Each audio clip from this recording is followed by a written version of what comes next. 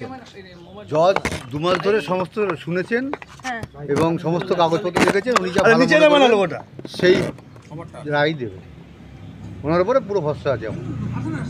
বলছি যে এই যে কালকে বলছিলেন যে মুখ্যমন্ত্রীর কথা বলছিলেন, স্বাস্থ্য সচিবের কথা বলছিলেন, এরা সমস্ত কর্তব্যে গাফিলতি, এবং মুখ্যমন্ত্রী নিজে পর্যন্ত বলেছেন রাত্রি 2টো পর্যন্ত জেগে এই বিষয়টাকে মনিটরিং করেছে।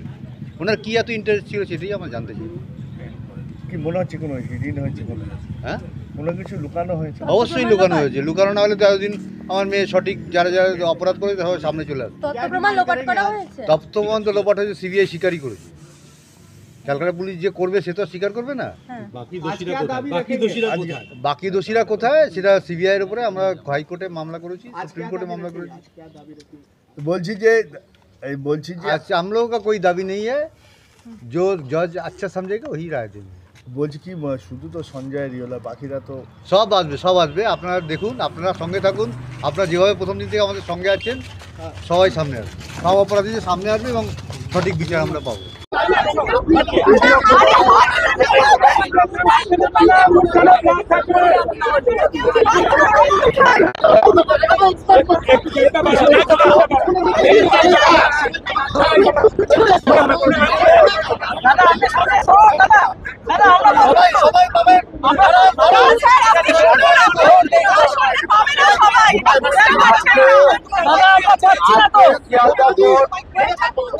যে শুনানি চলছিল তার একটা রায়দান বলতে সঞ্জয়কে দোষী সাব্যস্ত করেছেন এবং 7বার দিন তার সাজা হবে সেটা সিদ্ধান্ত নেবে।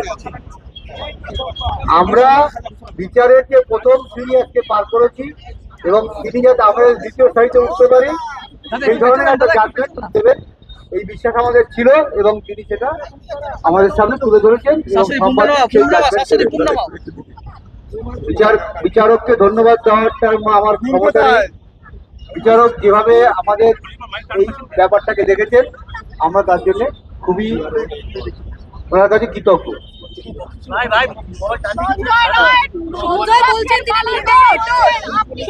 সেই কথাটা সঞ্জয় রায় যেদিন সাক্ষী দিয়েছিল, সঞ্জয় রায় যেদিন সাক্ষী নেওয়া হয়েছিল সেদিনও বলেছিল। তিনি বলছেন নির্দোষ, তিনি নির্দোষ বলছে, তাকে নাকি ফাঁসানো হয়েছে। কোনো রকম কোনো এভিডেন্স আসেনি। সঞ্জয় রায় যেটা বলবে সেটা এভিডেন্সে আসবে, সেরকম কোনো এভিডেন্স এখন অব্দি আসেনি কোর্টের কাছে। এইবার সংবাদ মাধ্যমকে বলবো, আর কিছু বলতে পারছি না। এইটুকু পর্যন্ত এটা বলেন তো আমরা লড়াই চলছে এবং ভবিষ্যতে যারা যারা আছে তারাও যাতে বেরোয়, জজ সেদিকে আলোকপাত করেছেন আমাদের মনে হয়। আমরা সঞ্জয় দোষী হলে সন্তুষ্ট অসন্তুষ্টের ব্যাপার নেই, কারণ আমার মেয়ে কোনো কিছুতেই আর ফিরে আসবে না। আমার যা গেছে সেটা আমারই গেছে। সবাই আমাদের সহযোগিতা করছে এবং বিচারটা ভালোভাবে পাইয়ে দেওয়ার জন্য চেষ্টা করছে, তার জন্য সবার কাছে আমি কৃতজ্ঞ। শাস্তি এখনো ঘোষণা হয়নি, কি চাইছেন? শাস্তি এখনো ঘোষণা হয়নি, সঞ্জয়ের সর্বোচ্চ সাজা আমরা চাইছি এবং সবাই পশ্চিমবঙ্গবাসী সবাই চাইছে সঞ্জয়ের সর্বোচ্চ সাজা এবং যারা যারা চাইছেন ঘটনার সামনে যুক্ত তাদের বড় শাস্তি হোক। সঞ্জয়ের মৃত্যুদণ্ড চাইছেন? অবশ্যই। আমরা সবাই আপাতত যে সামনে এসছে সঞ্জয় রায় তার সর্বোচ্চ সাজা চাইছি। যেই ধারায় তাকে অভিযুক্ত করা হয়েছে সেই ধারার সর্বোচ্চ সাজা হচ্ছে মৃত্যুদণ্ড। সেই অর্থে আমরা তাদের তার মৃত্যুদণ্ডই চাইছি। Thank you.